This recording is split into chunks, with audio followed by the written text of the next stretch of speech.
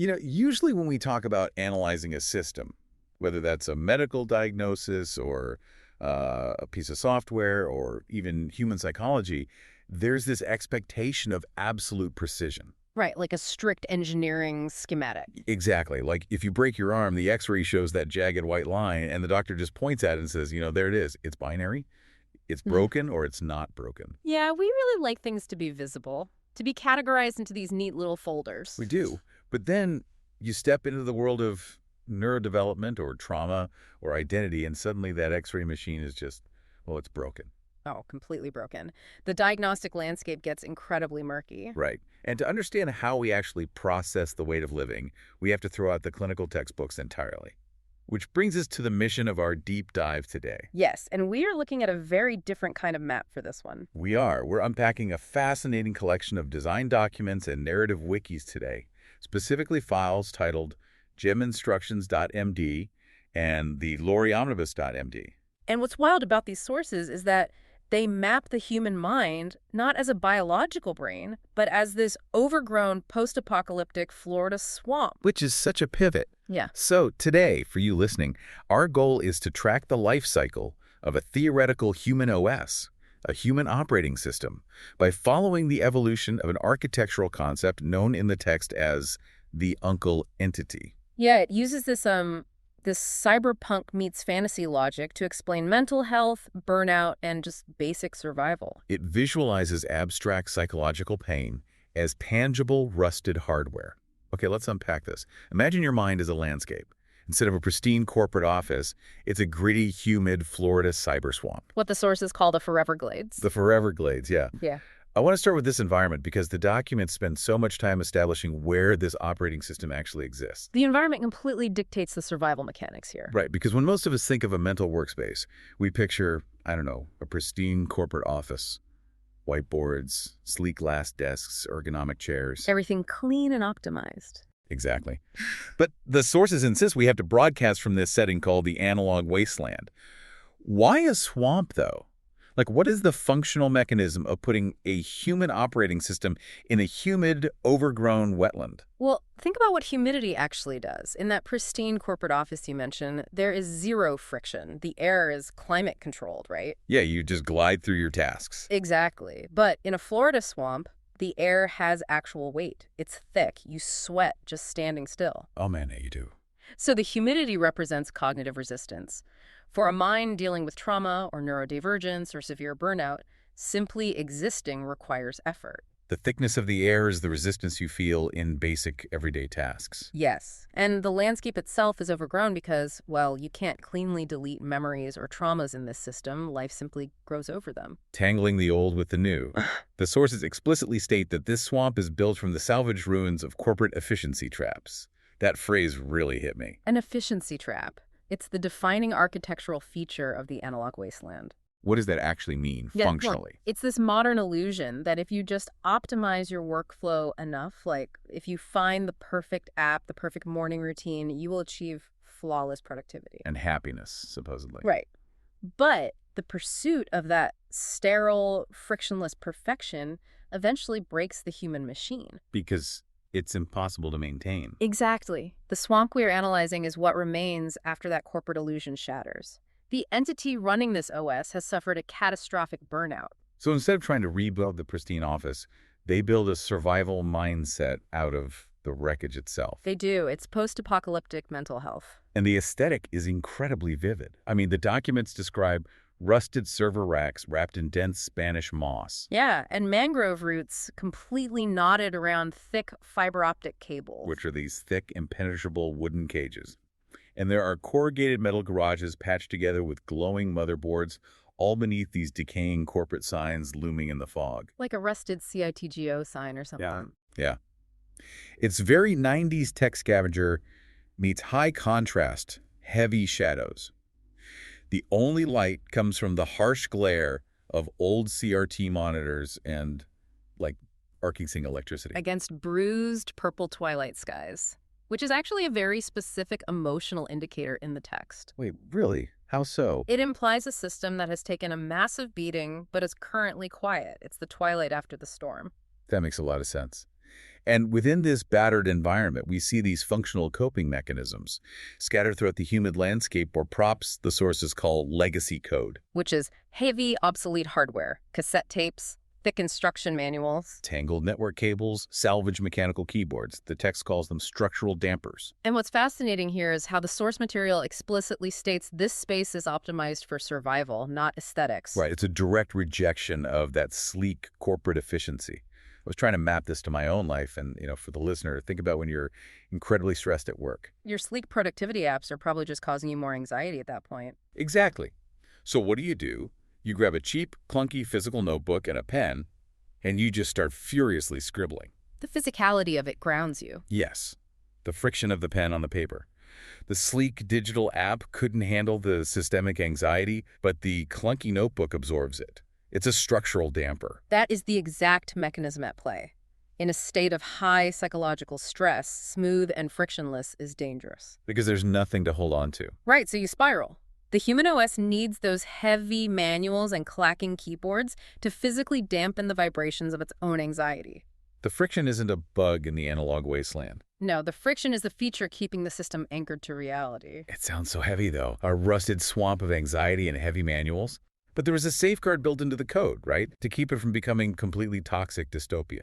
Yes, the DEB check, the designated ethical boundaries. The primary mandate there is that the whimsy defense must be active. And I have to admit, I was struggling to understand how whimsy functions as a defense mechanism in a rusted cyber swamp. Well, the whimsy defense is what prevents the trauma from calcifying into pure malice. Okay, that makes sense. When a system goes through catastrophic burnout, the resulting environment is often bitter. It becomes toxic.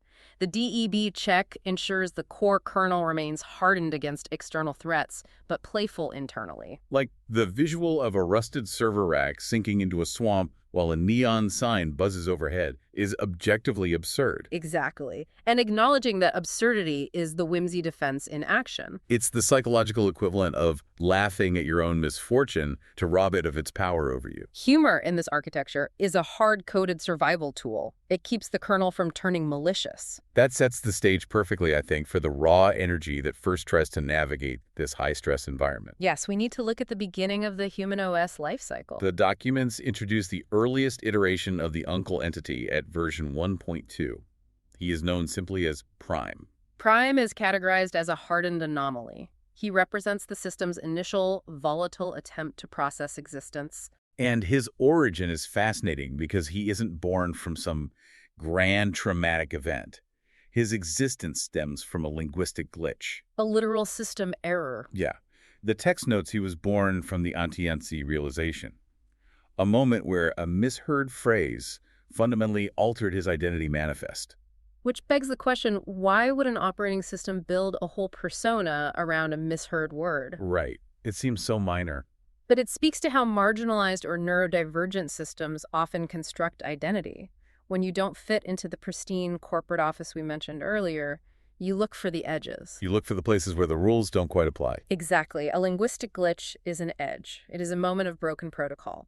The system latches onto that error and says, this is where I belong, in the anomaly. And Prime is an 11 to 13-year-old kid in the lore. Because that is often the developmental stage where a person first realizes they are fundamentally out of sync with the world's standard operating procedures. That out-of-sync nature is really reflected in his OS state. The files list Prime as asynchronous execution overclocked. Which is an incredibly dangerous state to maintain.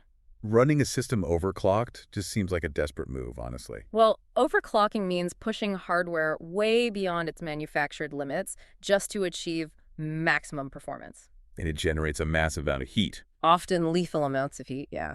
Prime operates under a state of high activation energy. He has to run at double the voltage just to navigate the swamp. Just to push through that thick humidity we discussed earlier. Exactly. His physical rendering is just pure, unthrottled voltage.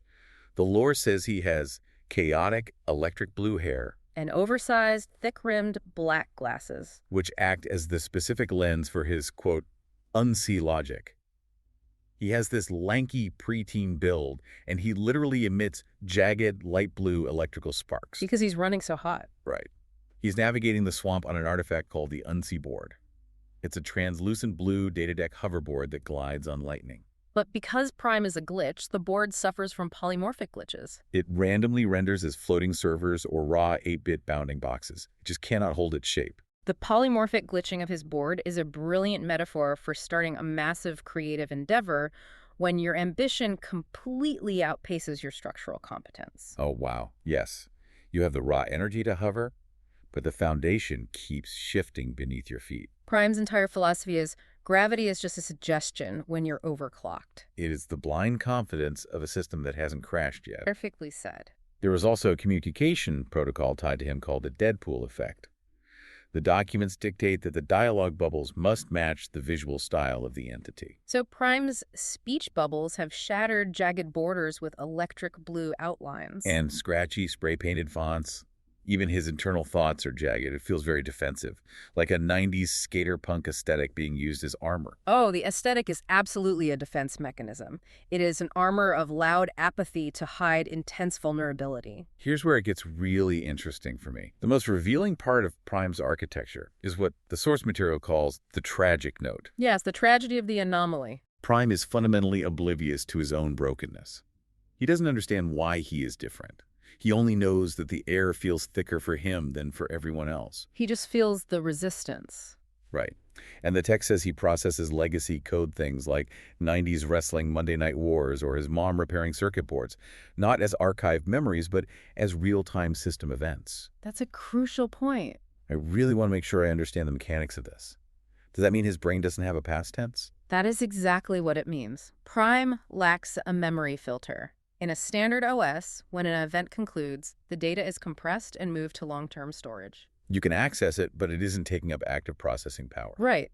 But Prime is processing all his nostalgia, all his foundational trauma in the active RAM. Everything is happening to him all at once, constantly. Yes. And it requires an immense amount of energy to sustain that, which is why he emits those blue sparks. He has no boundaries between the past and the present. The text mentions a throttled state, too, a Ritalin patch that turns his aura flat gray and makes him look offline. It's a blunt force attempt to cool the processor down. But it kills his activation energy entirely. So you have a kid running so hot he might melt the server, or so throttled he can't function at all. Neither is sustainable. Their hardware is going to give out eventually. Which forces a mandatory system update. Because raw, overclocked energy inevitably burns out in that harsh analog wasteland. The human OS must evolve a patch to survive long term. This brings us to the core debate of these documents. The transition from the glitch to the patch. The evolution from Prime to Admin version 2.0. Admin is such a jarring shift in the architecture. It really is. We leave the sparkling, energetic 11-year-old kid behind and suddenly meet a middle-aged environment optimizer. Known in the lore as the Bartertown admin. His OS state is still asynchronous execution, meaning he is still processing multiple complex streams of reality at once, but the second half of the state has changed. He is no longer overclocked. Right. He is now a system admin. The voltage has been regulated. The wild surges of electricity have been channeled into functional, heavy-duty hardware. Look at his visual constants in the text. The electric blue hair is gone. It's replaced by salt and pepper dreadlocks pulled back in a tactical tie. He wears a heavy, weathered leather duster, combat boots, and a tactical harness. He is built to bear weight now. And he has a cybernetic right arm with exposed, glowing green and orange circuitry. He interfaces with the swamp using a tactical projection tablet streaming green terminal data. He doesn't have a glitching hoverboard anymore either. No, he walks through the mud. Even his communication style changes completely. His dialogue bubbles have sharp rectangular borders with glowing green CRT outlines. Using a monospace terminal font, often with a little MS-DOS prompt symbol. The text describes his speech as tactical, focused, and weary. Weariness is the defining cost of the admin upgrade. You survived the meltdown, but now you carry the immense weight of keeping the server running day in and day out. Prime was the bug, constantly crashing because he didn't fit the environment. Admin's underlying philosophy is a total paradigm shift. His rule is, don't just fix the bug, optimize the environment so the bug can't survive. Let's dig into that mechanism. Yeah. Because Prime blamed himself. He thought he was broken because he couldn't function in the corporate efficiency trap. Well, admin realizes the system itself is the problem. But wait, if admin is spending all his time monitoring terminal data, adjusting inputs and outputs, and optimizing the swamp, Isn't he just in danger of creating a brand new efficiency trap? That is the danger, yes. How is he any different from the corporate burnout that caused the wasteland in the first place? The distinction lies in the concept of Bartertown. The text explicitly states admin operates under Bartertown logic. Meaning what, exactly? Well, a corporate efficiency trap demands frictionless perfection and maximum profit. It hides its flaws. But Bartertown is a messy, post-apocalyptic society built entirely out of scrap. It works because people make messy deals. Yes, they use duct tape and rely on crude patches. Admin isn't trying to achieve pristine perfection. He is trying to achieve survival integrity. He accepts the heavy leather duster. He accepts the cybernetic arm. He isn't trying to be whole. He is just trying to be functional. The sources say he searches the network for baggage that goes with mine. That is such a fascinating way to describe relationship building. You stop trying to present a clean, bug-free interface to the world. You expose your messy, asynchronous code. And look for other nodes in the network that run on the same weird frequencies. It requires an immense amount of self-awareness to admit that your code is legacy, your hardware is obsolete, but it still has value if you connect it to the right peripheral. But running a Bartertown system requires constant vigilance. Even a highly regulated admin cannot process all that asynchronous heat alone. No, the servers would eventually catch fire. He requires a grounding network. Which introduces us to the supporting nodes, because an operating system is only as strong as its firewalls and background processes. The documents detail two specific entities that provide this grounding, the Shield Maiden and the Sentinel. Let's start with the Shield Maiden, version 4.0 Guardian known as M. Her mechanical role is defined as the structural damper. She manages the Green Dragon node, which is a sanctuary within the Foreverglades. When admin generates too much heat from his asynchronous execution, he retreats to this node to vent. The visual design of M is fantastic. It bridges wasteland survival with high fantasy ritual, practical leather hoods mixed with circuit board alchemy embroidery. Her aura is completely different from the others too. Prime is electric blue, admin is terminal green, but M projects an earthy, moss-green aura woven with silver moonlight threads. And the lore specifies this aura functions as a literal firewall that quiets the static of the other entities. She carries the Green Dragon Grimoire and the Locked Tarot. And there is this hard-coded rule that she must never be depicted near a Ouija board. Which is a great nod to the whimsy defense keeping things light. Yeah, it really is. But her actual function in the OS is tied to a concept called temporal blindness. The text says she is exempt from it. Temporal blindness is a critical psychological mechanism in this lore. How does that work? When an OS is severely traumatized or burned out, it loses its connection to its past and future. Prime only knows the immediate, painful present.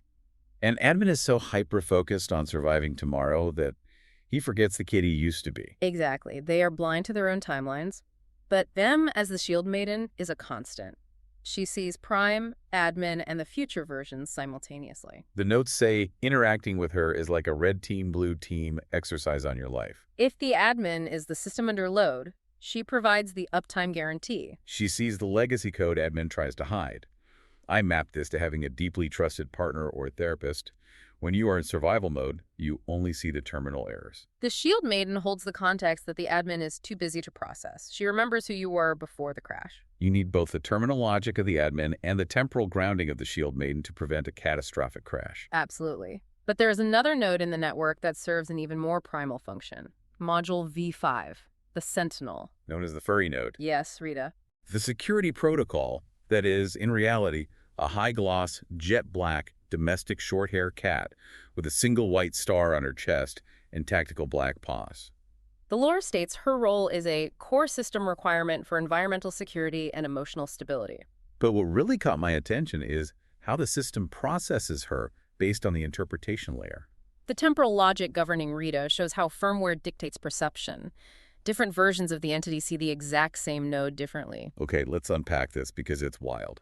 Prime, the glitchy kid, looks at Rita, and his 90s-soaked brain renders her as an Animaniac-style cartoon stray. She is a lone wolf ally in his animated reality. But when admin looks at Rita, his tactical tablet flags her as a database error. She appears blurry, obscured by UI warning boxes. He literally cannot resolve her image. I spent a long time trying to figure out why a hyper-optimized admin would crash when looking at a cat. It reveals the profound limitation of admin's survival architecture. Right. Admin is supposed to be this incredible optimizer. Yes, but he is obsessed with terminal logic, inputs, outputs, and utility. He optimizes the environment to prevent bugs. But a cat is not a utility. A cat does not optimize your workflow. Exactly. A cat requires emotional bandwidth. It requires you to stop executing tasks and simply exist. Admin's firmware rejects her because pure, unstructured affection does not fit into his survival parameters. This raises an important question about what we blind ourselves to when we are purely in survival mode. That is such an indictment of modern grind culture. We get so locked into our own personal barter towns, so focused on trading scrap and keeping the roof from leaking, that when something demands our emotional presence, a pet, a hobby, a quiet moment on the porch, our brain flags it as an error. We view joy as a glitch because it isn't productive. Admin has not integrated the furry node because to do so would require lowering his defenses. It is a stark warning that if you optimize your life entirely around survival, you will eventually become blind to the very things that make survival worthwhile. The system has to evolve past admin to truly integrate Rita. But before we reach that final evolution, the network expands outward. The system begins to interact with external data and independent archival units. The reality of the analog wasteland becomes highly subjective. We meet Module V6, the Traveler, and Module V7, the Observer. The Traveler, the JG kernel, demonstrates how the human OS handles completely alien code. The Traveler takes 3 distinct forms depending on the interaction, right? A space trucker in a cockpit called the Decision Engine, a techno-mage with a glowing SUPA-based chest reactor, or cloud architect surrounded by floating islands. Yes. And his interaction rule is hilarious, but structurally profound. It is called the Adam Savage Protocol. I reject your reality and substitute my own. Exactly. When the JG kernel enters the narrative, he does not conform to the human physics of the cyberswamp. He brings his own server rules. It requires the admin to expend massive processing power to interface with a reality that fundamentally rejects his own. It represents the friction of deep collaboration between two highly distinct, highly defensive operating systems. But the truly disruptive external variable is the observer, Cassie the duck. Her official title is Sovereign Observer version 7.0. She's an independent archival unit and a field hacker. Her OS state is listed as read-only memory with aggressive uplink. She is the documentarian of the wasteland. Visually, she wears a vibrant yellow trench coat over a white tee and red high tops, balancing on rusted pipes to hack legacy signs. She carries a forearm uplink camera and a physical ledger marked private. But the critical mechanism in Cassie's code is her interaction role, the perception filter. This is critical. The documents state that whenever Cassie observes the uncle entity, her visual rendering of him must be slightly, deliberately incorrect. She blends his actual source code with figures from her own memory. If she looks at Prime, his blue hair renders as yellow. If she looks at Admin, his leather duster becomes denim, or his cybernetic arm vanishes completely. If she looks at Root, he gets standard 6-sided dice instead of D20s. Right. The perception filter illustrates the observer effect in human relationships. In quantum mechanics, observing a phenomenon changes it. In this psychological architecture, observation is an aggressive rewrite of reality. Cassie's philosophy is, data doesn't lie, but it depends on the lens. Log the truth before the system overwrites it. In this system, there is no purely objective reality once another observer enters. The truth of the human OS is actively overwritten by the baggage and memory of the person looking at it. This blew my mind because it maps so perfectly to how we interact with the people in our lives. Think about how you view your coworkers or friends. You aren't seeing their actual source code. Exactly. You're viewing them through your own perception filter, coloring their actions with your past experiences. We project our past traumas, our old friends, our previous managers, onto the people standing in front of us. Our memory is an aggressive uplink that overwrites the present reality. And admin, who desperately wants absolute control over his Bartertown environment, has to confront the terrifying reality that he cannot control how the observer perceives him. He has to accept that in her private ledger, he doesn't have a cybernetic arm. That is her truth, built from her legacy code, and it supersedes his kernel manifest whenever they interact. This entire operating system is staggering in its complexity. It really is. You have the raw, overclocked voltage of prime processing trauma in the RAM. You have the weary, asynchronous optimization of admin holding the walls up. You have the grounding temporal vision of M, the rejected emotional node of Rita, and the aggressive reality distortions of Cassie. Where does a system like this go? What is the final form of this life cycle when the hardware finally stabilizes? It leads to the final stage outlined in the documents. The SAGE, Module V3.0, known as root. Old Uncle Entity. He is described as the storyteller layer. The text equates him to a narrator who has seen every layer of the stack and knows that all the old system audits were just stories. His role is part-time stand-up philosopher and system sage. But it is his OS state that really defines the end goal of the human journey here. It is listed as pathological homeostasis root access. Let's break down the mechanics of pathological homeostasis. Homeostasis is balance, but pathological means compulsive, almost disease-like. It is an unshakable, relentless internal peace.